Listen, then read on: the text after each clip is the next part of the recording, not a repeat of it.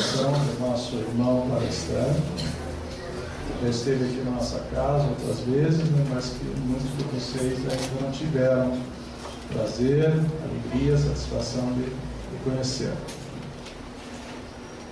Jacomelo é, na atualidade, a maior autoridade mundial no que se refere ao passe e ao magnetismo.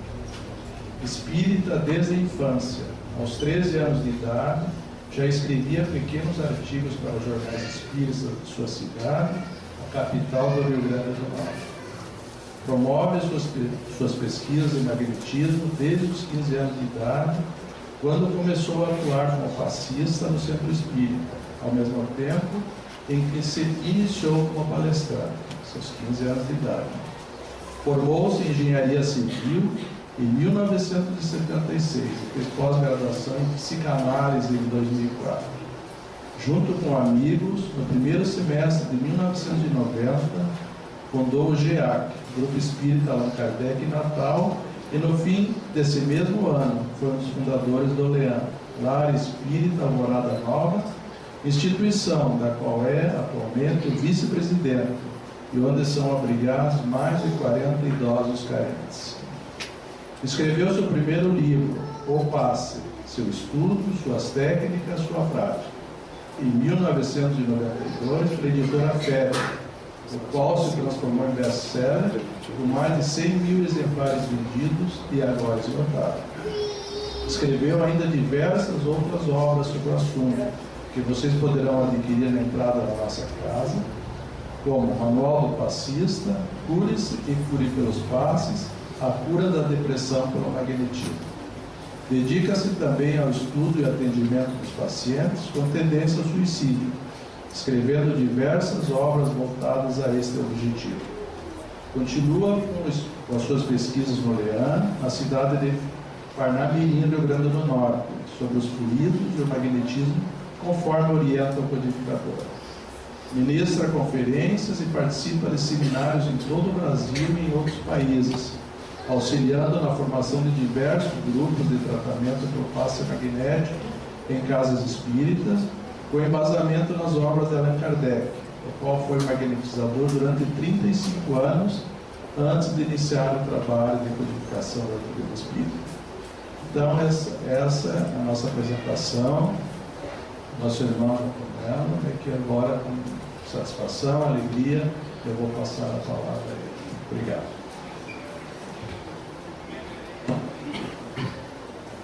Bom dia a todos. Bom dia. Estejamos em paz, muita harmonia em nossas almas. A abordagem de hoje é uma abordagem rica e delicada ao mesmo tempo. Rica porque nos abre o universo de pensamentos, de contextos, de reflexões, nos arremete a pensarmos em coisas que às vezes preferimos deixar para depois, ou como que não pensando jamais viéssemos a ser atingidos por ela. Ou então, também abre uma outra porta, que é a porta do sentimento em relação a um sentido chamado perda. Por conta disso, falar sobre suicídio já é algo instigante, ao mesmo tempo investigativo, mas fica delicado quando queremos abordar essa questão atingindo a infância e a juventude. Primeiro porque quase nunca queremos entender que uma criança possa ter qualquer ideia suicida. E o adolescente qualificamos, via de regra, como alguém que simplesmente reclama de tudo, não sabe o que quer e pensa que é dono do mundo. E na hora que classificamos isso de uma forma bem interiorizada, com isso minimizamos o olhar que deveríamos ter mais atento para o adolescente. Paralelamente, se buscamos a obra espírita, e vamos começar exatamente em O Livro dos Espíritos, nós ficamos num quase que contrapasso, porque Allan Kardec trata do suicídio praticamente considerando as pessoas que já têm total consciência da sua encarnação. E dessa forma, pelo menos o primeiro grupo, as crianças, estariam tecnicamente fora da abordagem contextual do que nós encontramos em O Livro dos Espíritos. Surgiria então a primeira grande dúvida, mas afinal de contas, crianças se suicidam? E se crianças se suicidam, qual é o móvel que as leva a isso? E se tem um meio, o que nós, como espíritas, poderíamos fazer? Obviamente que tanto a psicologia quanto a psiquiatria, e de certa forma até a psicanálise também, já lidando com o ramo específico das crianças, tem abordagens, tem técnicas, tem princípios que norteiam essas ciências a buscar uma explicação e, em cima das possíveis explicações, estabelecer um padrão de socorro para que isso seja evitado. Mas e nós, como espíritas, como é que nós vamos ver toda essa questão? Só para nos situarmos, Allan Kardec, ele começa numa das primeiras definições que ele fala do tema suicídio na introdução do Livro dos Espíritos. Ele diz que as causas mais comuns de sobreexcitação mental, ou que ele chama sobreexcitação cerebral, estão três situações: decepções, infortúnios e afeições contrariadas. Se nós imaginarmos uma criança no seu primeiro estágio de desenvolvimento, ela dificilmente estará atingida por isso. Até porque mesmo que ela seja atingida, ela não tem como pensar, como elaborar ricamente um critério, um sistema de defesa. Imaginamos aqui uma criança que esteja na primeira fase da amamentação, ela não tem como pensar, ela não tem ainda como elaborar um raciocínio para dizer: não fiquei satisfeito com o leite que a mãe me deu e, portanto, eu vou morrer. Ela não tem como elaborar esse pensamento. Ela ainda não tem desenvoltura intelectual suficiente para ter essa riqueza de detalhes. Ainda assim, nós percebemos que algumas crianças, elas já começam a denotar um nível de inconformação muito maior do que seria o padrão de qualquer outra criança.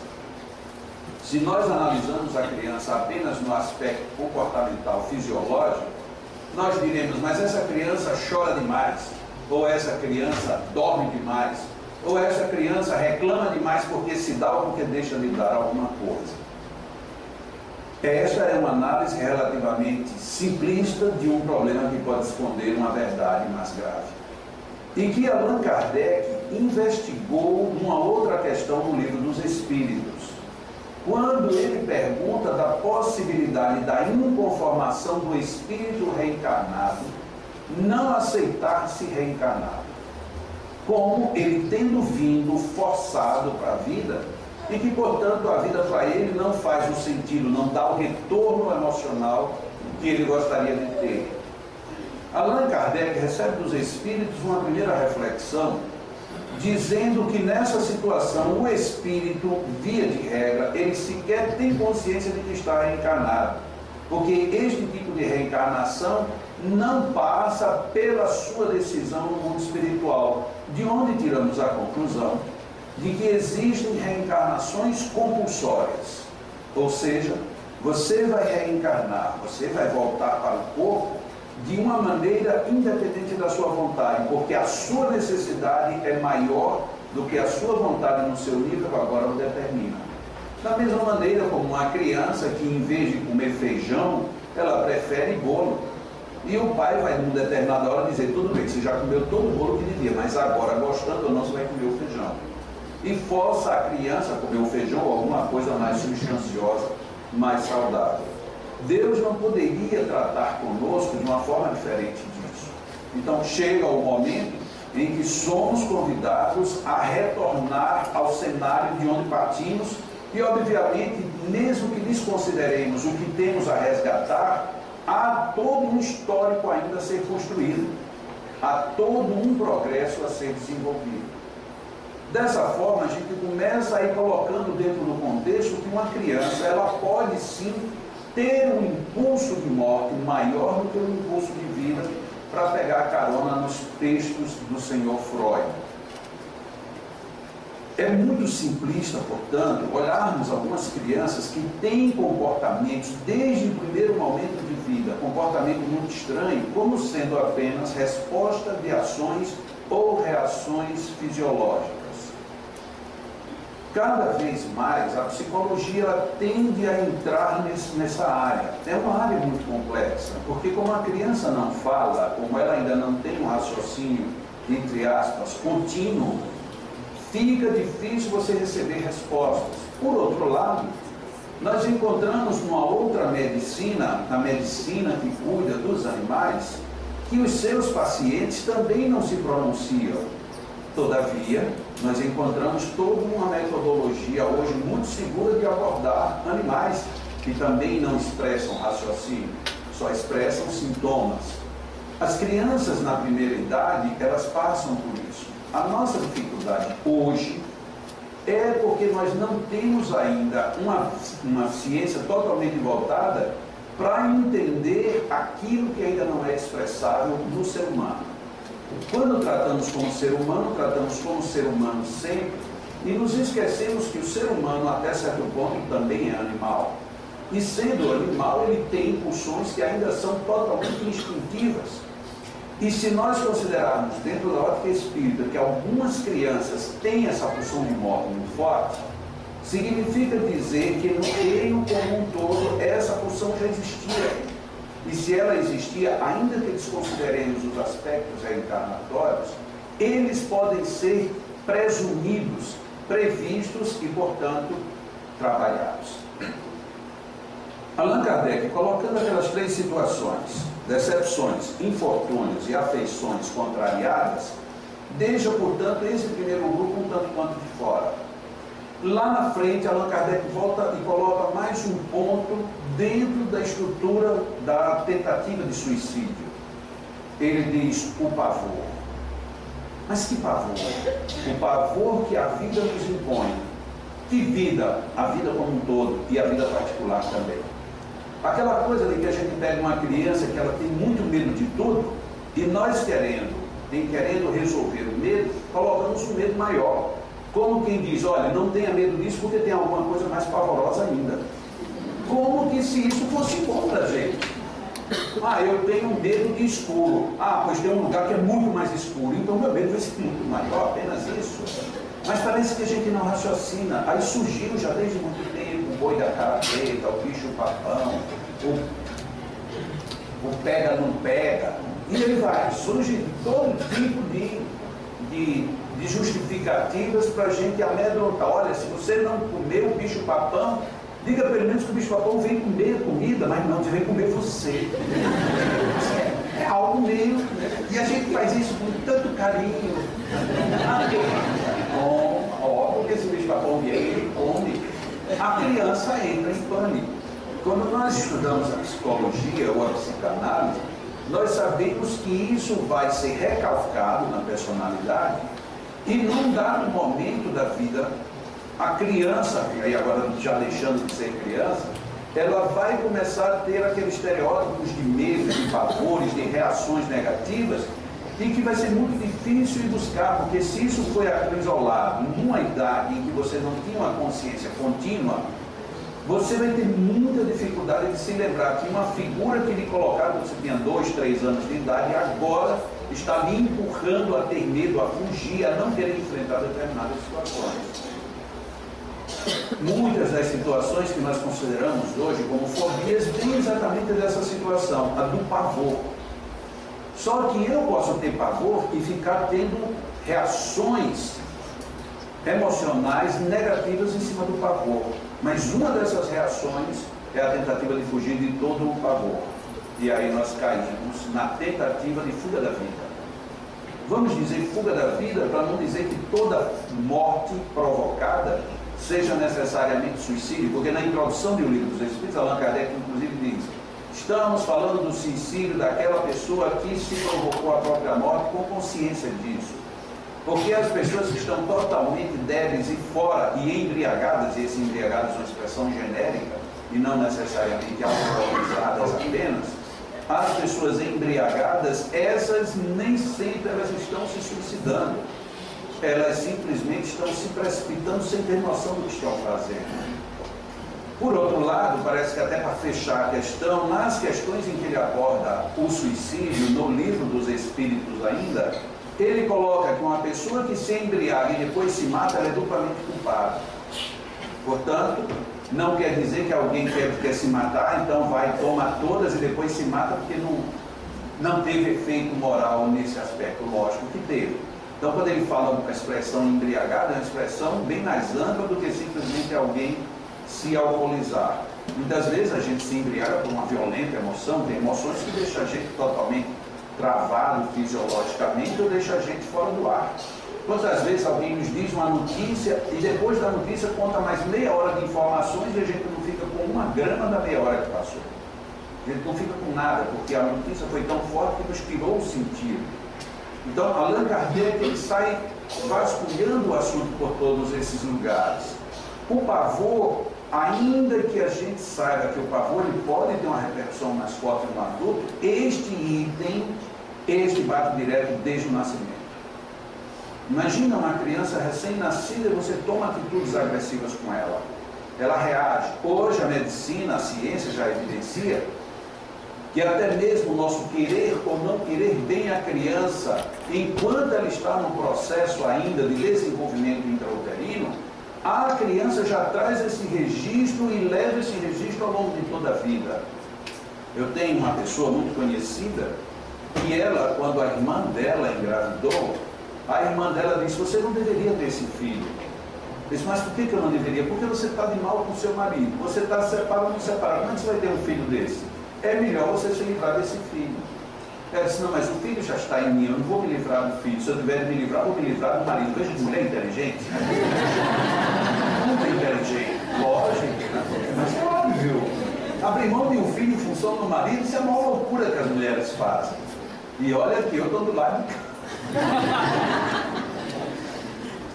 Então, ela insistiu um pouco: olha, se você quiser, eu posso levar você num hospital, eu tenho uma pessoa, ainda está no começo, você não vai sentir nada e tal. Ela disse: de jeito nenhum. Tá.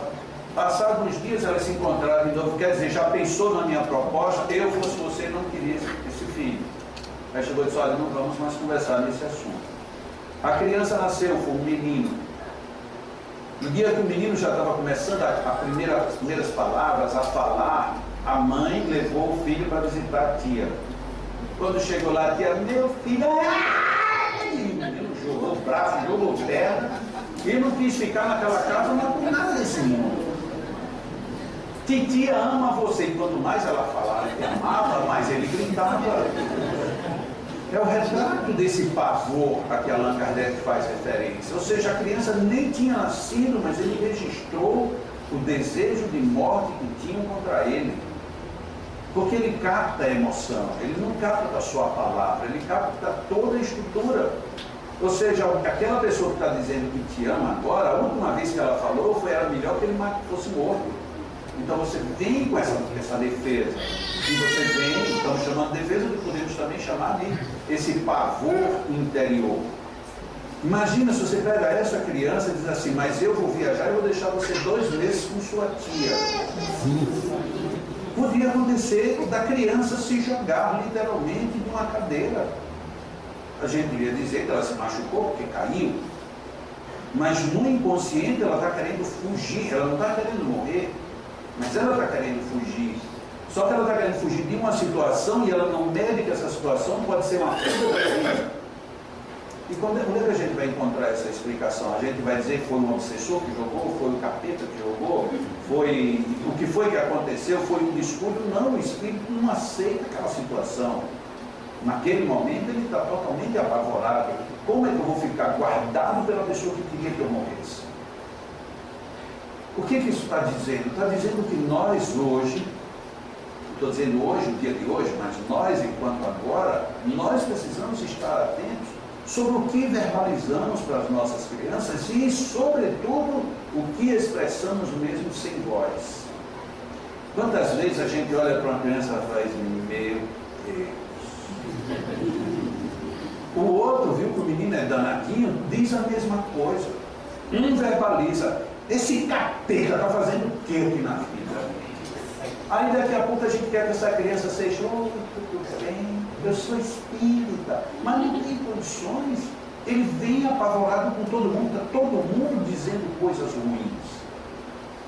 E se em casa as referências são desse jeito, e aí a psicologia hoje já fala isso, a torto e a direito, não comparem um filho com o outro, ainda que sejam gêmeos, não comparem. Mas a gente compara, olha, está vendo, você não come, seu irmão já comeu. Aí a criança lá por dentro diz assim, o que é que eu tenho com isso? Só que aí a gente insiste. Aí no outro dia ele comeu rápido. Aí você diz, você comer rápido desse jeito faz mal. Ele não entende. Como é que a criança vai introjetar esse conflito de informações? Normalmente eu brinco dizendo uma coisa que quem já ouviu palestras minhas já deve ter ouvido isso milhões de vezes, mas é verdade. A primeira grande lição que uma criança recebe depois que nasce, a primeira é aprender a arrotar. A criança tem que arrotar. Mamou, arrota. E se não arrotar, você sacode, vira de ponta cabeça, mas tem que arrotar, dá tapa nas costas, faz qualquer coisa, mas tem que arrotar. E quando a criança demora a arrotar, que arrota, aí a mãe diz, olha, ele arrotou, quer dizer, comemora-se. A criança começa a pegar essa imagem de que o arroto é vitória, arroto é perfeição, é saúde, é beleza, é tudo. Aí quando a gente está com 5 anos de idade e oferece um veneno chamado Coca-Cola, a criança toma numa mesa cheia de visitas e quando está no meio da refeição vai... Menino, você me mata de vergonha. Ele se lembra de toda a história desde que ele nasceu, que aquilo era a coisa mais perfeita e agora ele está entendendo que isso é um erro. E o erro é meu. Como é que é meu? Isso foi você que me ensinou o tempo inteiro. A gente começa a criar problemas para as crianças e criaram conosco já. Mas é que a gente não fica satisfeito, já que fizeram comigo, agora eu vou fazer também.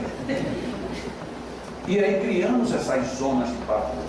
Quando o espírito ele já não vem tão bem estruturado, ele está insatisfeito com a reencarnação, está insatisfeito com o corpo, está insatisfeito com a casa, com a família ou com qualquer outra insatisfação. E aí se esconde através de uma timidez ou até mesmo de uma agressividade, as pessoas não entendem. Você pega uma criança tímida e diz, mas por que você é assim? Você não é normal. Essa palavra a gente diz assim, que é a coisa mais simples. Ah, fulano não pode ser normal. Se ele não é normal, ele é anormal. E o que é anormal? Se ele tiver um mínimo de discernimento e for lá pegar o Aurélio ou o Weiss, ele vai tomar um susto, porque anormal não tem nada bom para anormal, nada. A melhor coisa que tem para anormal é deixá-lo dopado, ou então colocá-lo num quarto trancado. Meu Deus do céu, é isso? E a gente não percebe que vamos criando zonas de pavor para a criança. Uma criança, de repente, ela tem pulsão de morte? Tem, não como nós, porque nós temos elaborações de raciocínio. Ah, vou me matar desse jeito, vou me matar daquele outro, vou fazer dessa forma, primeiro eu vou fazer isso e depois vou fazer aquilo. Então a gente tem toda uma estrutura. Eles não, eu quero fugir. Eu quero fugir. Conta um caso de Chico Xavier,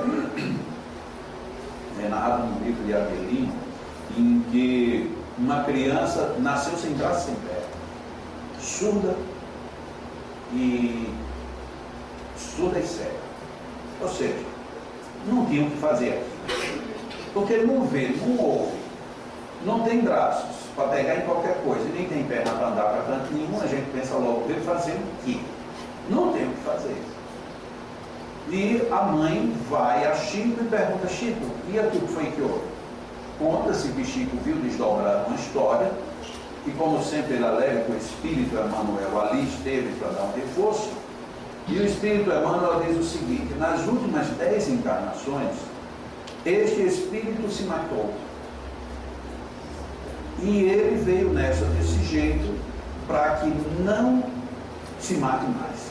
E foi ele que pediu. Eu me atrapalhei aqui num detalhe. Ele tinha as pernas. E aí, de repente, ele começou a ter um problema nas pernas e foi ao hospital. E no hospital disseram, não tem jeito, vai ter que cortar as 2 pernas. Foi quando a mãe foi falar com o Chico. Como é que pode? Meu filho já não tem nada, só tem as pernas. E cortar as pernas dele agora? E aí a explicação é, ele insatisfeito completamente com o que está acontecendo nesta vida, ele já sabe que tem um rio, e ele já se programou: eu vou caminhar até o rio e me jogar. Ou seja, ele só tinha as pernas para poder se matar. Mas como ele tinha pedido antes de reencarnar que nenhuma hipótese sobrasse para que ele perdesse mais esta encarnação, dá uma doença nas pernas para ter que tirar as pernas, para não haver a mínima possibilidade de ele se matar. Quando nós não sabemos, ou pelo menos não raciocinamos desse critério, lógico que a gente não está de acordo com Deus. Como é que Deus manda não ser desse jeito? É um sofrimento para todo mundo, e o Espírito, então, já imaginou? Você não vê, não ouvir, não poder fazer nada. E aí a gente acrescentaria: nem se matar. Ele não vai fazer nada, vai ter que viver, quer queira, quer não. Por que isso? Porque nós sabemos, e aí já entrando numa outra área, rapidinho, para que nós reencarnemos é preciso que hajam junções e interações energéticas do reencarnante na formação fetal, na formação do corpo que vem.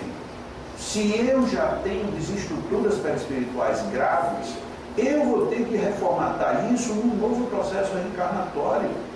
E isso não tem nada, absolutamente nada demais, só que às vezes, para nós que não percebemos essas reflexões, fica muito agressivo. Então aquele espírito precisava ter uma ideia de que viver uma vida inteira, para depois se projetar numa outra vida, agora já com o conceito de dizer: eu consigo ir do começo ao fim, e começar a apagar a pulsão quase que incontrolável de se matar. Ok, vamos pegar essa expressão, a pulsão quase incontrolável de se matar. Eu não sei se o meu filho ele vem com isso ou não. Para prevenir, eu tenho que imaginar que quadro eu tenho que dar a ele. Eu tenho que dar um quadro de equilíbrio. E o que é um quadro de equilíbrio? É um quadro onde tem sim, não e talvez. É um quadro onde tem: eu vou atender seu pedido, esse daqui eu vou pensar e esse daqui de jeito nenhum. E por aí vamos. Mas é um quadro também onde não comporta agressão. E quando eu falo agressão, não estou falando de agressão de pancadas, estou falando de qualquer tipo de agressão.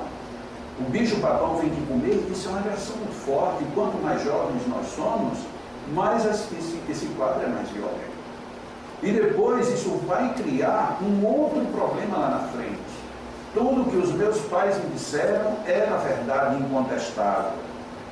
E já que eles mentiram para mim do bicho-papão, do Papai Noel, da cegonha e de tantos outros desenhos, eu chego agora, olho para papai e pergunto: será que o que ele está dizendo é verdade? Ou é mais um Papai Noel? Ou é mais um coelho que põe ovo? Porque é um negócio esquisito.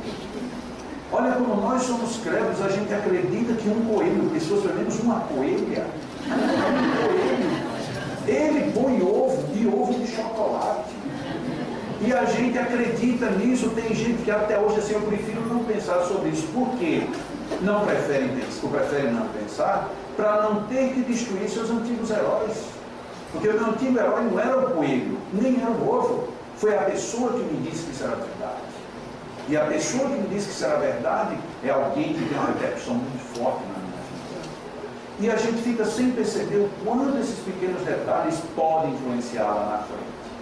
E quando nós já crescemos, chegamos na adolescência, temos a clássica briga dos hormônios. É uma confusão esse tal desses hormônios. Eu acho que são indivíduos que vieram de uma forma minúscula para brigar para ver quem é que vai nascer como gente na próxima. Porque os tais dos hormônios nos adolescentes, eles ficam presos, contidos, guarda tudo, esconde, deixa tudo trancado. E ficam trancados, mas eles ficam se multiplicando e ficam esperando que um dia abram as portas. No dia que abre, aí pega a pessoa ali na fase adolescente. Aí vem hormônio para tudo quanto é lado, para o lado bom e para o lado não muito agradável. Tem uma pessoa que eu conheço, um rapazinho, que os hormônios dele, quando ele chegou ali dos 10 anos para os 11 anos, os hormônios dele fizeram crescer os seios, os peitos, lá como é que chama em homem. Ah, mas ele só andava assim, eu vi a hora de ficar corcunda, porque ele morria de vergonha. Eu disse: mas isso é um fenômeno natural. Eu disse: não, mas no mínimo é natural. Não pode ser que eu estou parecendo uma mulher. E nem parecia, mas você começa a ter uma visão exagerada do fenômeno. Briga dos hormônios. E aí vem os hormônios que você olha para uma parede em branco e você fica vendo alucinações na parede em branco. E por aí afora, para nesse momento eu sofrer uma violenta decepção e querer desistir de tudo, é um momento muito delicado. Muitas vezes a gente diz que os adolescentes são irresponsáveis, bebem, dirigem com velocidade, se drogam, mas raramente a gente pergunta por quê. Porque na primeira resposta também já está pronta, porque um está recebendo a influência do outro. Ok, mas se um está recebendo a influência do outro, e o outro está por quê? Não, porque está recebendo a do outro, Sim, vamos chegar onde nisso? Nós estamos nos auto-influenciando. Mas de onde vem essa auto-influenciação? Entramos agora numa outra questão que Allan Kardec aborda. A pessoa que tem visão do futuro, ela não se mata. A questão do adolescente é que a visão do futuro dela é muito próxima e é totalmente diferente da visão que ele vê na vida em geral. Porque eu acabei de sair de um momento em que eu tinha os meus pais como os meus ídolos. Todo o meu objetivo de vida era estruturado dentro do modelo que eu conhecia. Eu passo a conhecer um novo modelo e digo, meu Deus, eu tenho como viver nesse modelo, ou eu vou ter que me sujeitar a viver no modelo que agora eu não suporto mais. Então, o adolescente ele quer sair dos modelos, porque um, apesar de convidativo, é um desconhecido. E o outro, o conhecido, eu já não aguento mais. Então, o que é que eu faço? Eu dopo-me para poder sair de todo esse contexto. Então, ele se dopa, seja por excessos disso ou daquilo, seja por drogas disso ou daquilo, seja por reações estúpidas, estranhas, algumas simplesmente quase que sobrenaturais, para poder tentar encontrar um espaço. Eu já estava aqui ontem em Curitiba, quando sintonizando um canal, se eu não me engano era da MTV ou era o Multishow, e que tinha lá uns jovens na Austrália, mas cada um mais esquisito do que o outro. Lógico que quando eles olharem para mim, eles vão dizer que homem é esquisito. Mas do jeito que eu estava olhando para eles, os esquisitos eram eles. Cada um mais estranho do que o outro. Gente com um caroço aqui provocado. Eu pensei, esse cara deve ter levado uma queda e batido a testa no chão. Não. Ele explicando com toda alegria como foi que ele injetou o negócio para ficar aquele chifre aqui no meio da técnica. E ele se achando o máximo. Não, porque eu estou vivendo o meu estilo, a minha vida. Legal. Eu que não quero aquilo para mim, mas tudo bem, se ele quer. É problema dele. É problema dele até o momento que eu queira entender por que ele está precisando fazer isso com ele mesmo. Porque ele está ficando cada dia mais feio e ele está se achando lindo. Da mesma maneira, quando a gente pega uma pessoa com anorexia, que quanto mais magra, mais gorda ela se sente. E ela termina morrendo de procurar uma magreza que não sobreexiste. E aí nós, como adolescentes, começamos a nos agredir. Como a dizer o quê? Eu estou agredindo vocês que me mentiram a vida inteira. Vocês que disseram que o belo é isso, mas enquanto eu não consigo chegar desse jeito, eu vou ser feio, então eu vou ser belo da minha maneira. Não aceito o seu padrão, o padrão é o meu. E a gente faz o quê? Fica sem entender. A gente não escuta essa linguagem. Não é porque a gente não tenha ouvidos de ouvir, é porque não nos interessa ouvir. Porque é muito difícil a gente, por exemplo, que goste de uma música mais suave, uma música romântica, chegar um jovem com heavy metal em casa. Ah, é muito mais fácil, você desliga. Não, desliga porque quem paga a conta aqui sou eu. Grande coisa. Grande coisa. Para mim, pode até ser muito importante, mas para ele, isso não quer dizer nada. Tá bom, então o senhor está reclamando só porque paga a conta? Então é por isso que o senhor faz isso, e faz aquilo, e cale-se a boca. Não, porque na minha boca você não paga nada. E aí estabelece-se uma briga. Chega a um ponto em que ele tem que sair de casa, algumas vezes, e chega lá fora e ele vê que o mundo não é. E ele diz, e agora eu vou ter que voltar para engolir tudo aquilo? Eu prefiro morrer. Onde é que está a gênese disso tudo? Uma falta de visão do futuro. Quando Allan Kardec fala da vida futura, nós somos quase que irremediavelmente levados a pensar que ele está falando na outra vida, na próxima ou nas próximas. A vida futura é 1 minuto daqui para frente, já será a vida futura. Depois que passar 1 minuto, o próximo minuto é a vida futura. O amanhã é a vida futura. O ano que vem é a vida futura. Se nós começarmos a pensar dessa maneira, nós veremos que muita gente não quer viver porque não tem noção, não é da vida futura pós-morte. é da vida futura daqui a pouco. Porque as pessoas que me trouxeram ao mundo não estão me dando a mínima perspectiva de apoio para que eu me encontre comigo mesmo na vida de amanhã. Ah, mas eu já dou tudo. Quantos homens dizem isso? Ah, mas eu dou tudo, nunca faltou comida, nunca faltou casa, nunca faltou roupa. Aí os filhos lá dizem assim, o senhor quer de volta tudo, para o senhor me dar um pouco de carinho? E aí a gente fica meio derrubado, porque quantas vezes não é que não falte comida, se você não der comida vai ter problema grave. Se você não dá a mínima condição de estudo, de investimento, vai ser problema grave sim. Mas a gente muito raramente passa para pensar no quão grave é você não se doar. Porque dar é fácil. Ah, toma isso aqui para você, toma, isso é fácil. Basta ter um mínimo de desprendimento, eu dou qualquer coisa. Não, mas eu não quero o seu papel, eu quero um abraço. Mas como? Um abraço. Mas um abraço como? Um abraço de verdade. Ah, mas eu não sei o que é um abraço de verdade. O que é um abraço de verdade? Não é uma posição, não é um gesto, não é um movimento. Um abraço de verdade é um abraço de doação. Por que hoje se diz tão pouco eu te amo? Hoje em dia quase todo mundo, mesmo que não sabe inglês, diz I love you. Porque I love you quer dizer tudo menos eu te amo. Você diz I love you por qualquer coisa, o cachorrinho vem, I love you my dog. Então a gente louva tudo. Agora, amar é outra coisa. Porque o amar pede doação, pede renúncia, pede equiparação de sentimentos. Não necessariamente dizer se você me ama eu vou te amar, mas pede que a gente dê um retorno para que quem eu ame me dê um retorno dentro do que eu espero. A questão não é isso, eu quero que você me dê o que eu quero, vai ver o que eu não dou. Mas se todo mundo pensa do mesmo jeito, então ninguém dá nada, porque ninguém quer troco de ninguém, eu quero é o pagamento inteiro. Como é que a gente fica?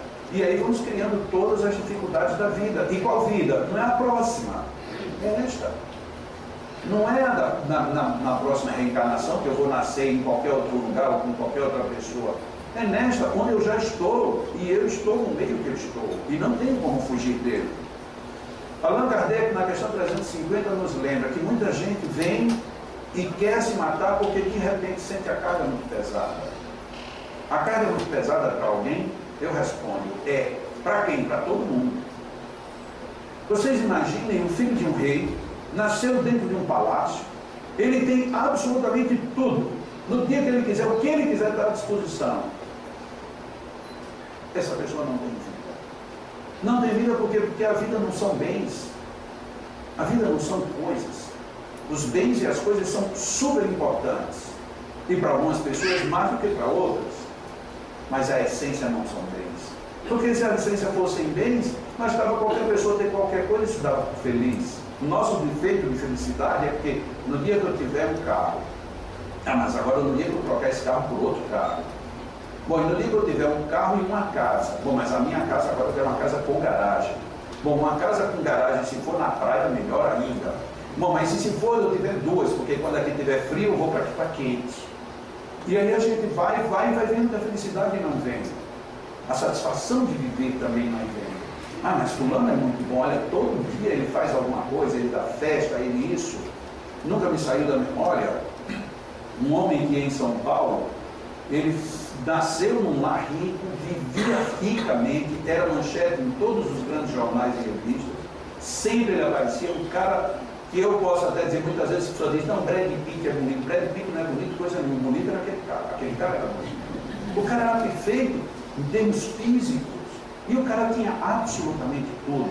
E ainda se permitia não se casar para poder a cada festa ele estar com uma mulher diferente. Então, para um padrão masculino, não tinha nada melhor. Num carnaval, ele aluga o camarote mais caro que tinha na avenida lá de São Paulo, vai para ali, comprou as champanhes mais caras, encheu o freezer dele lá o ambiente lá em Congonhas, as pessoas, camarote, encheu o camarote de amigos e amigas, virou um bacanal de Roma na avenida de São Paulo. Na terça-feira, quando está terminando tudo, ele se joga lá de cima, dando-se um tiro. Quer dizer, ele não quis correr o risco de não morrer, ele dá um tiro e já dá um tiro se projetando. Então, se ele não morresse pelo tiro, morreria pela queda. criou um pânico em São Paulo. Como é que pode esta pessoa fazer isso? No auge de uma festa, no auge de tudo que qualquer pessoa queria, ou seja, tudo que qualquer pessoa queria era insuficiente para ele. Porque no fundo o que ele queria não estava em todo mundo, porque não estava dentro dele. Ele estava buscando fora aquilo que lhe faltava no mundo interior. É muito simples a gente dizer vida fútil, vagabundo, ou o que quer que quisesse dizer. Irresponsável. Ele foi irresponsável? Parece que sim. Ele, sabendo que ia tomar essa decisão, ele se deu ao luxo de comprar tudo e emitir cheques para pagar depois que ele morresse. E, portanto, o custo da morte dele, alguém teve que pagar, ou não, porque juridicamente, já que você morreu, você não precisa mais honrar o que você passou para frente. Quer dizer, você ainda sai deixando ônus nas costas dos outros. Por quê? Porque eu não tinha a visão do amanhã. Eu não tinha a visão de que pode ser que amanhã eu não tenha nada disso, mas eu tenho o que eu estou procurando. Como é que nós podemos ajudar as crianças? Como é que nós podemos ajudar aos adolescentes? Fazendo o que Jesus fez. João 10:10. Eu vim para que tenham vida, mas vida em abundância. Bom, vida todos nós temos.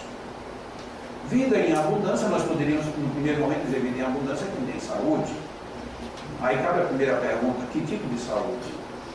A saúde fisiológica, a saúde emocional, a saúde espiritual, a saúde real? A que saúde Jesus estava falando? O que é vida em abundância? É a gente dormir 3 horas para aproveitar 21 horas do dia para fazer alguma coisa? Mas a natureza não nos predispõe para isso. Se este é o nosso padrão, mais tarde a gente pagará um preço caro.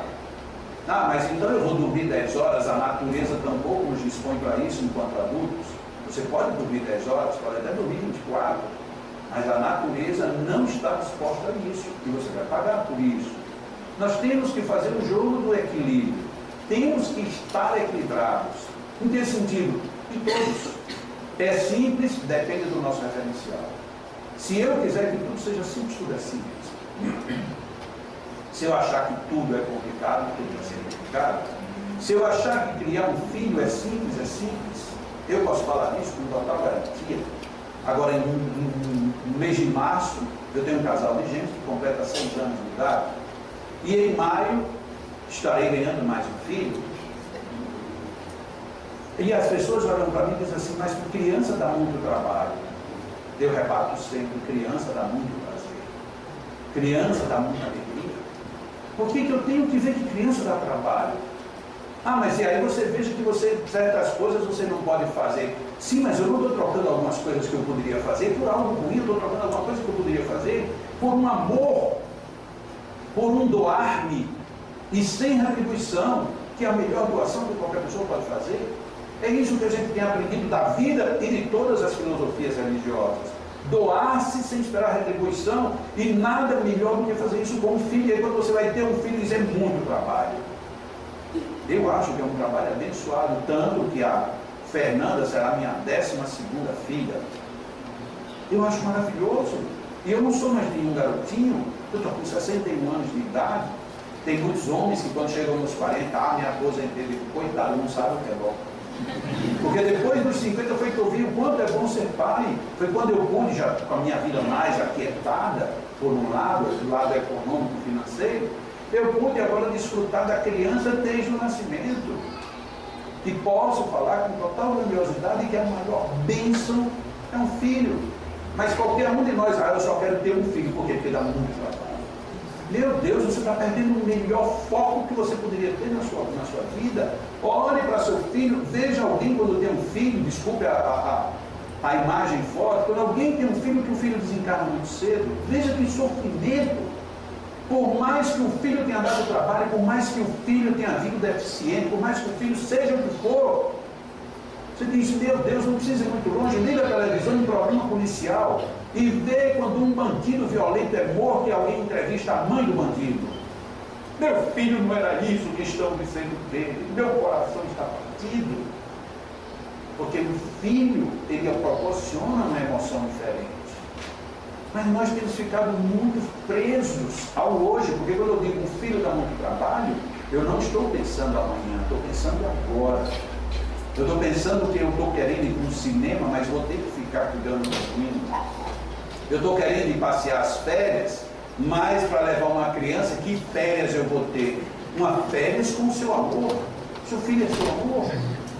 Ah, mas é diferente. Sim, é diferente. E daí? É ruim porque é diferente? Ou é diferente porque é ruim? Eu acho que pode ser ruim por ser diferente, não o contrário.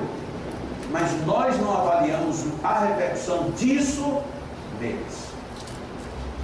E aí a gente sobrecarrega os que tem, colocando neles uma expectativa que eles não podem corresponder. A gente quer que eles façam aquilo que a gente gostaria que tivesse sido feito conosco. E nos esquecemos de fazer com eles aquilo que eles gostariam que fosse feito. Porque nós dizemos, meu pai não me deu liberdade, eu vou dar total liberdade para o meu filho. Por incrível que pareça, estamos cometendo mesmo aquilo. Meu pai não me deu liberdade porque ele não me perguntou o que era que eu queria. E eu vou dar total liberdade para o meu filho porque também não estou perguntando se ele quer ou se ele não quer. O erro é o mesmo. Na realidade, precisamos interagir melhor com o bebê que acabou de nascer, ou até mesmo antes de nascer, até o filho adulto. E na hora que eu começo a entender isso, esse bebê já não é só mais o meu, é o meu e o do que quer que seja. Eu já deixo de ver o filho do outro como um filho do outro, mas passo a ver o filho como um filho, não importa de quem. E aí na hora que eu olho uma criatura como sendo filho ou filha, a partir daí ela deixa de ser os outros atributos que a gente diz. É danado, é isso, é aquilo. Não, é o filho. É o filho de, é o filho de fulano, é o filho que está pedindo ajuda. Normalmente quando a gente fala de alguma criança mais inquieta, a gente diz, olha, é o filho de fulano, eu nem te conto. Eu, se ouvir essa informação, digo, pois não me conte mesmo, que eu não quero saber. Porque quando alguém vem com essa história de não te conta, é porque é desgraça. Ninguém vem dizer, olha, eu tenho uma coisa tão boa para te dizer, mas que eu não te conto. Não, é porque tem desgraça no meio. Então, para desgraça por desgraça, deixa para lá. Eu já assisto tão pouco jornal exatamente para não saber de desgraça. Porque no dia que você quiser saber de desgraça, não tem problema. Liga a televisão, escuta, ou liga o rádio, escuta um noticiário completo. Você vai ter desgraça pelo menos assim no barato para uma semana. Dá para durante uma semana você digerir desgraça de tudo quanto é jeito. O filho que matou os pais, só as de hoje. É o filho que matou o pai, o atleta que matou a mulher, o outro que agora o primo está entregando. Se você for pensar nisso, não dá tempo de pensar em Deus de jeito nenhum. Nem Deus, nem vida, nem trabalho, nem família, nem nada. Mas a gente vai entrando nesse carrossel e não saímos. E aí depois ficamos em como prevenir. Prevenir amando, prevenir se doando. Não é fazer tudo o que a pessoa quer, mas é dar tudo o que ela precisa. O que é que um aluno precisa? Ele precisa de uma prova com todos os quesitos já respondidos? Não, porque ele jamais vai saber se ele sabe. Ele precisa de uma prova com os quesitos que honestamente foram lecionados, foram indicados para você dizer se você aprendeu. É assim que funciona. O meu filho, ele precisa ser testado, não por mim, mas por mim pela vida. Mas como testado, se eu estou apavorando meu filho, se eu estou mentindo para o meu filho. Ontem aqui no nosso encontro, eu comentava de que muitos filhos hoje, muitos pais têm problema com os filhos com drogas. E muitas vezes o problema das drogas começou com os pais. Alguém diz, mas e se o pai não tinha visto? Não tinha visto, mas deu a informação errada. Não use drogas porque é ruim. Aí no dia que ele usa, ele diz, papai mentiu para mim. Porque a sensação nunca foi ruim. Porque se fosse, ninguém se drogava. Aí a gente começa a usar jogos errados. Meu filho, não use drogas porque aquilo é tão bom, isso vai lhe causar uma sensação tão agradável, que você vai perder a referência do que de fato é bom na vida. Como assim, pai? Você vai se sentir o dono do mundo. Se você é tímido, você vai se sentir a pessoa mais bacana, mais legal do mundo. Se você é feio, você vai se sentir um jacomelo da vida. Tem essas coisas, né? E a gente tem que dizer para a criança, você vai se sentir tudo isso. O preço disso, meu filho, é muito caro. E aí você entra na questão da droga, mas a gente não quer entrar na questão. A gente quer dizer em dois tempos. Parece até que somos esse governo, quando eu digo esse, não esse, eu estou colocando dois S's. Esse governo que prefere dizer assim, use camisinha para não ter AIDS. do que ensinar o que é educação sexual. Porque a educação sexual dá trabalho. Mas dizer use a camisinha é fácil. Você pega uma banana, descasca e mete a camisinha, está feita a lição. 30 segundos de televisão resolveu o problema. E aí os governos hoje, quando termina o carnaval, fazem a estatística. Este ano batemos todos os recordes, distribuímos tantas mil camisinhas. E a gente fica sem saber se comemora ou se chora.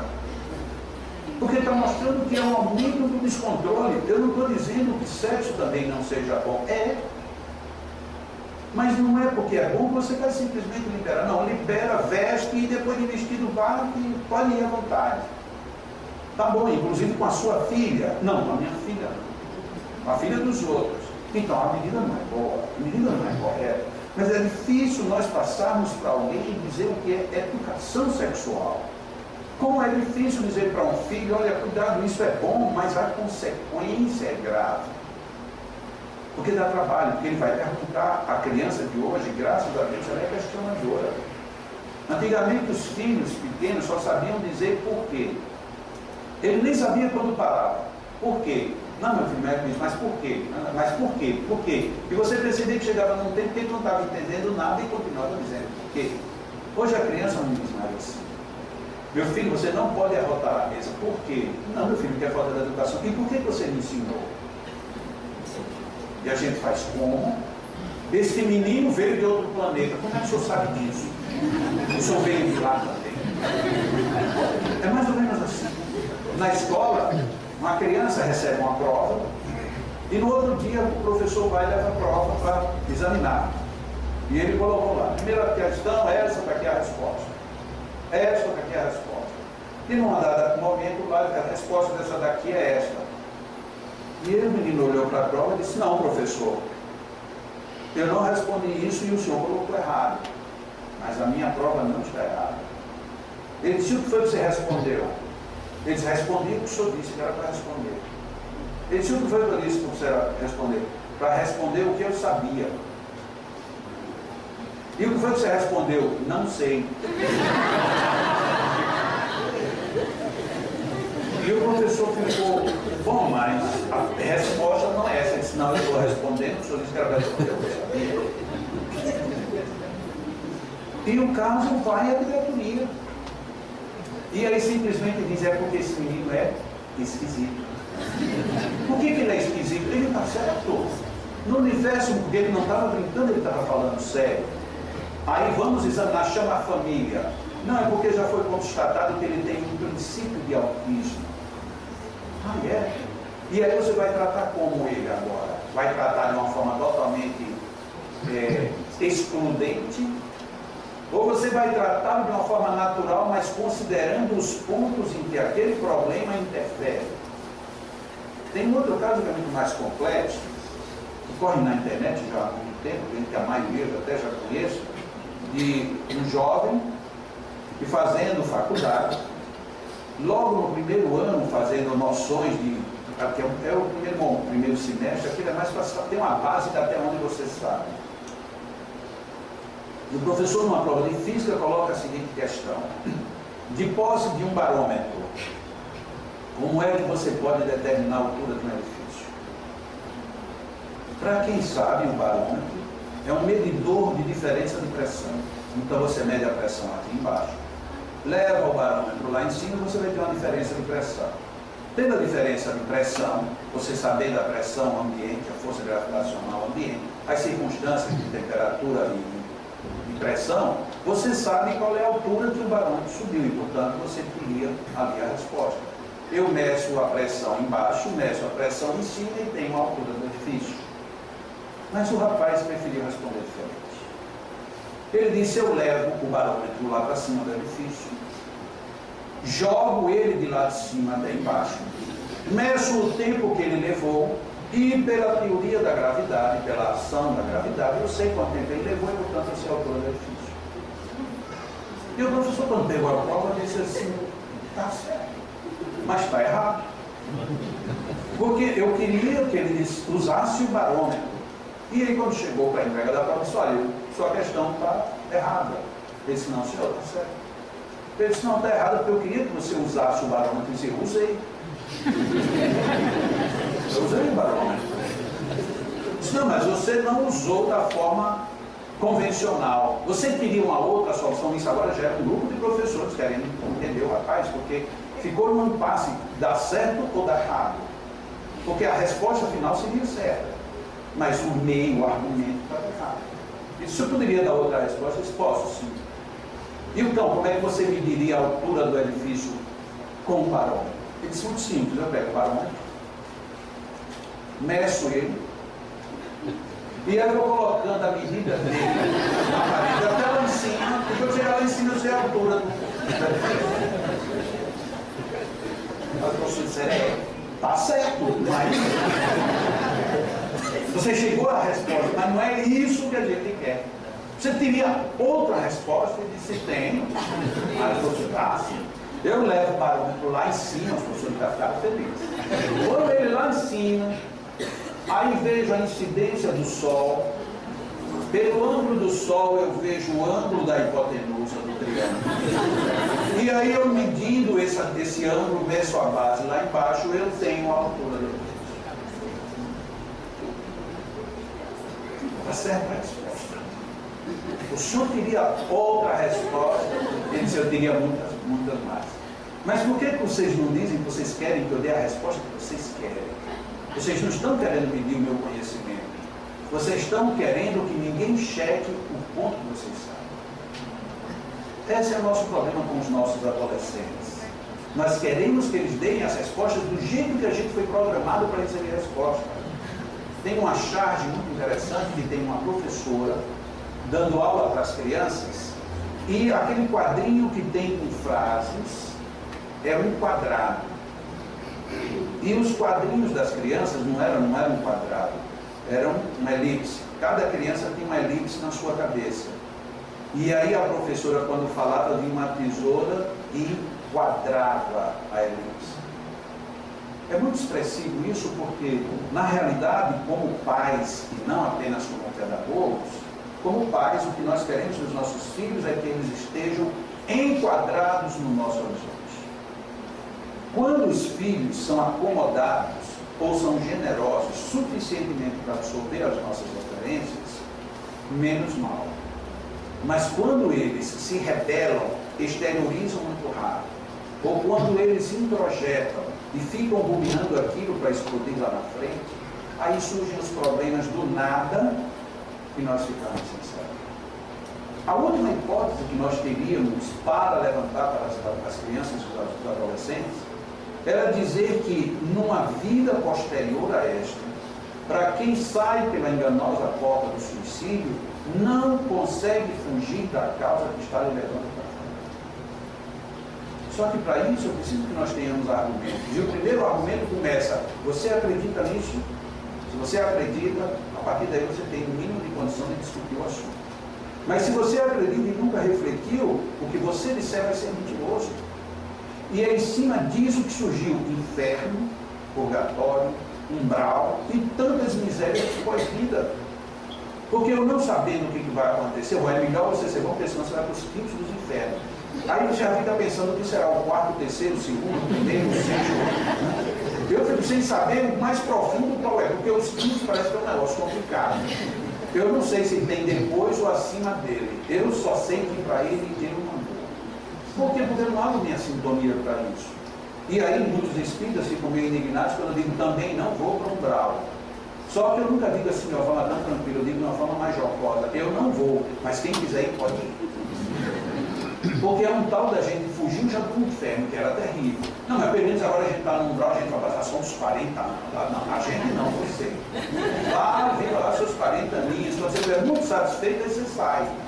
E você vai para onde já pode. Eu, se der bobeira, eu vou para o lado de Deus. Eu não quero pensar pequeno. Por que eu vou pensar felicidade miúda?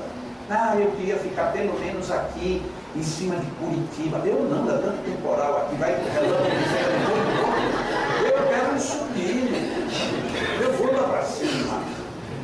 Mas a gente já foi formatado nessa feição. As nossas religiões, as nossas famílias, as pessoas disseram: você vai sofrer aqui, mas lá você vai sofrer mais. Por isso, sofra bem aqui. O meu discurso é o contrário.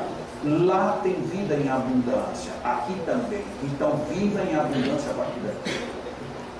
Porque se não for assim, não vai valer a pena. É a mesma coisa que a pessoa diz, olha, não sorria muito, porque quem sorri muito depois vai ficar triste. Tá bom, então eu vou ficar triste já a partir de agora. Qual é a vantagem? Não tem vantagem.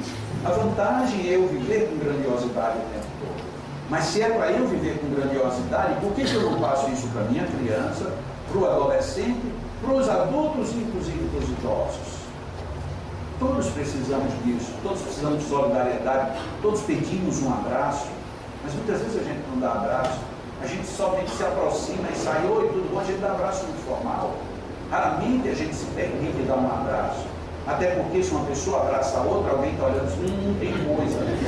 Sim, tem coisa, lógico que tem, um abraço, um honesto, tem muitas coisas, não tem uma, tem muitas. Mas a gente está tão pervertido na mente, no olho, que tudo que a gente vê hoje é estranho. Se você olha para uma pessoa é estranho, se você não olha também é estranho. Se você brinca é estranho, se você não brinca é estranho. E afinal de contas é o quê? Quantas pessoas espíritas acham que ser espírita é viver de camarada? Olha, não entendeu nada da mensagem. Tem pessoas que acham que seguir Jesus é seguir com a cruz. Não, ok, Jesus disse, tome a sua cruz e siga-me. Só que ninguém, naquela época de Jesus, ninguém via ninguém andando com uma cruz. Portanto, ele não estava falando de cruz física, ele estava falando de cruz psicológica. Você não pode deixar os seus comprometimentos lá fora sem antes resolvê-los. Ou seja, tenha com a sua cruz, mas siga-me, porque o meu jugo é brando e o meu fardo é suave. Mas a gente não está disposto a pagar esse preço. A gente está o tempo todo querendo jogar a cruz fora, quando ela não sai. Na realidade, na hora que eu assumo a cruz, por incrível que pareça, ela fica mais leve. Na hora que a gente diz assim, realmente eu tenho dificuldade de lidar com isso. Tenho. Reconheço que eu sou fraco. A partir daí a gente começa a se sentir mais forte. Tanto é verdade que quando a gente diz assim, não, olha, eu sou muito fraco emocionalmente. Se alguém olhar para a gente e disser, é mesmo, na mesma hora a gente diz assim, mas eu não sou tanto quanto você está pensando. A gente parece que já começa a descobrir que temos outros potenciais. E esse potencial que a gente precisa provocar no outro. Na criança, dá alegria para a criança, ainda que ela chore, dá alegria para ela. Diz para ela que, bom, eu tenho uma amiga que ela é tida como perturbada, e eu acho ela uma das pessoas mais geniais, todas as reações dela são fantásticas. Ela disse que estava com um filhinho, ela mora só, não tem marido, ela que é a criança, e ela estava numa situação desesperadora, e a criança naquele dia diz, é hoje, porque parece que criança entende, se é hoje. E aí a pessoa já, toma o leite, jogou o leite, e nada. Dizer que você não quer nada, meu filho, você não está percebendo, lógico que a criança não estava percebendo nada, não sabia nem falar. Eu sei uma linguagem que você conhece. Já parou, olhou para ela, isso aqui é tudo. Olha que psicologia profunda. Eu vou falar com você a sua linguagem. Eu estou falando a minha, você não está entendendo. Ele perturbou, aí a criança daqui a pouco começou a falar, a criança parava, olhava. Da terceira vez a criança riu. Por quê? Porque aquela regra já não funcionava mais. Ou seja, ela queria o quê? Qual é o recado? A criança queria interagir com a mãe e não receber uma mamadeira. E não dizer, você é meu filho, venha dormir, porque a gente quer estar a criança para dormir de qualquer jeito. Eu tenho muita coisa para fazer, durma, meu filho, é sua hora. E a criança, durma, já estou com os braços cansados. A criança quer interagir. O adolescente também. Mas como é que a gente vai, quando é que os pais querem interagir com os adolescentes? Pai, hoje a gente tem um barato ali na casa do menino, e vai só a turma. Pensa, mas papai vai com você. Sujou. Está vendo? Olha, eu te amo tanto e você não quer minha companhia. Senão eu quero, pai. Principalmente a sua companhia distante. Fica lá ou aqui. Quantas coisas a gente pode conversar sobre isso de uma forma descontraída, mas num assunto muito sério. Viver ainda é melhor. Sair desse mundo de um livro meu sobre ajuda ao suicídio. E é mesmo. Porque se a gente não pensa isso, se a gente não pensa como os Espíritos tiveram a proposta de que temos que ter uma visão futura, nós ficaremos perdidos. Mas lembremos, as crianças e os adolescentes, eles não têm muitas condições de ver o futuro mais à distância. Quase sempre o futuro deles é muito imediato. Então nós temos que entender essa linguagem e falar essa linguagem, porque já fomos crianças e já fomos adolescentes. E se estamos adolescentes, é bom que a gente saiba que nós, como adultos, nos preocupamos com eles e não queremos ter controle da vida. O nosso problema é que muitas vezes queremos mesmo ter controle. E ninguém controla absolutamente ninguém. Nós podemos cercear os outros, mas ter controle não. E não é vantagem. O amor é bem mais amor e bem mais amoroso quando nós damos liberdade a quem amamos. Se você liberta quem você ama, e se a pessoa foi embora e lhe abandonou, é porque ela não lhe amava. E se você quer o amor dessa pessoa, você está lhe impondo um sacrifício. Não vale a pena. E se a pessoa te ama, por mais liberdade que você dê, ela jamais vai se ausentar de você, porque ela sente e recebe de viver o seu amor. Nós precisamos, como pais, ter a coragem de dizer para os nossos filhos: eu te amo. Te amo e você é livre. E ele vai olhar assim e vai dizer: livre como? Livre. O que você quiser fazer, nós vamos conversar, mas você é livre. Um dia, um adolescente se drogava e o pai foi buscá-lo nas drogas. E quando veio com o pai, ele já totalmente desgastado por tudo, ele, na hora que acordou, disse: pai, me ajuda, pai, eu quero sair das drogas, isso vou lhe ajudar. Você quer, eu vou lhe ajudar. E colocou o filho na clínica, foi todos os dias, não deixou faltar nada, deu todo o apoio, deu todos os nãos que ele precisou ouvir. E o filho saiu das drogas. E o filho saiu 2 anos depois. O filho chegou para ele e disse: pai, me empresta aí um dia. Ele disse: vai para onde? Não, pai, eu vou ali. Ele disse: não, você vai para onde? Pai, eu não sou livre, você é livre. Você é tão livre que eu queria que você usasse da liberdade de me dizer para onde você vai. Ele disse: pai, eu prefiro não me dizer. Ele disse: tá bom, então espera aqui só um minutinho. O dinheiro está aqui. Eu só lhe peço que você me espere 1 minuto. E ele entrou. Quando ele voltou de bermuda, sandália, uma camiseta bem surrada. Disse: pronto, vamos agora. Mas vamos para onde, pai? Para onde você vai? Já que você não quer me dizer, eu quero ir com você. Porque o que quer que você faça é bom para você, isso é bom para você, é bom para mim. Ele disse: pai, não é bom. Ele disse: se não é bom, eu não posso deixar meu filho fazer algo ruim que eu também não posso experimentar. Se você quer voltar para as drogas, você tem total liberdade. Tanta que eu vou me drogar junto com você. E vamos juntos os dois. O filho cai em pranto e diz: não, pai, isso é a maior desgraça da vida. O senhor não merece isso. Por amor ao Senhor, eu não me drogo mais. E eu, por amor a você, eu sou capaz de me drogar, respondeu o pai. Ali está resolvido o problema com o resto da vida. Porque esse é o amor verdadeiro. Não é o amor de dizer: se você for, você não volta nunca mais. É o nosso impulso. Mas talvez não seja o melhor, porque naquele momento ele não sabe o que quer dizer nunca mais. Ele sabe o que é o que ele está buscando. O futuro dele é o que ele quer buscar naquele momento. E não o futuro nunca mais. Ou a gente aprende a lidar, ou a gente às vezes vai aprender de uma forma muito dolorosa. Isso tudo pode levar para uma vida muito ruim no pós-vida.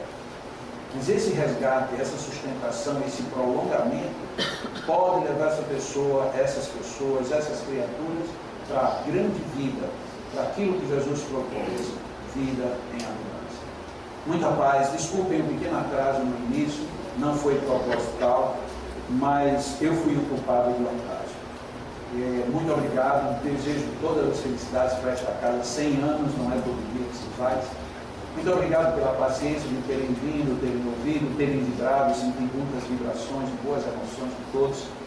E eu me sinto extremamente confortável quando preciso falar sobre vida. Muita gente diz assim: mas você fala muito bem sobre morte. Eu falo sobre vida. Porque a vida, primeiro de tudo, ela não acaba. Mas, sobretudo, se eu estou encarnado, este é o momento, esta é a hora que a gente tem que aproveitar esta situação. Espero que de alguma forma tenha contribuído, nem que seja para o raciocínio de alguém. Ficarei mais feliz se tiver contribuído para que o emocional de alguém esteja melhor estabelecido. E se nenhuma coisa nem outra tiver acontecido, espero que pelo menos essa hora tenha passado muito rápido e que quando chegar em casa a gente possa dizer: bom, eu hoje tive uma boa opção para o meu domingo. Muita paz.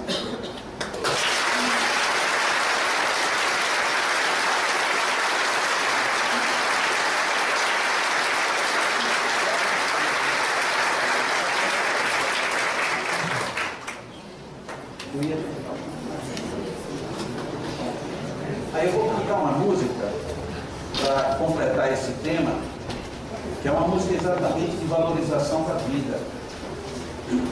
Eu tenho a impressão que eu cantei essa música aqui da outra vez, mas você vai fazer alguma coisa comigo?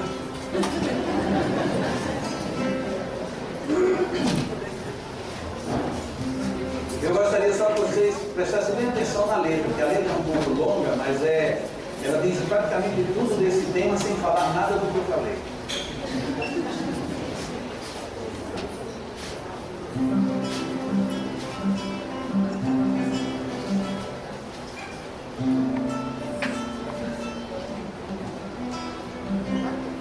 Se um dia uma dor apertou a solidão, mexendo no corpo inteiro, alma e coração, levante o astral, não tape a luz que ilumina. Sorria, trabalhe, estude, parta pra cima. A vida tem coisas boas pra se fazer. Fazer coisas boas sempre é que é viver. É viver. Se um dia a tristeza leva pra contramão, a paz procurada, nossa boa intenção. Conceba um plano alegre, mude de clima, porque sentimento pobre só contamina. A vida só favorece a quem se dispõe. Fazer, ajudar, servir sem reclamações.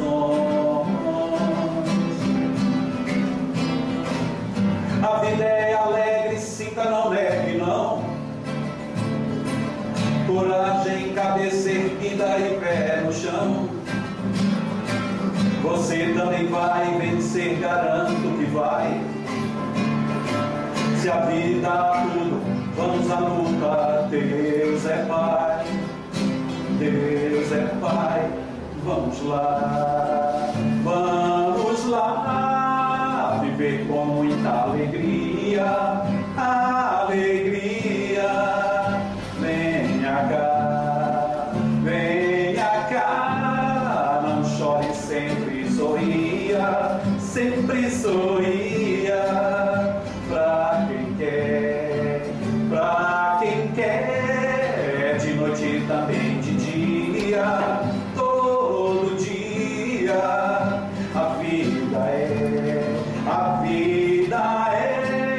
alegria, sempre alegria.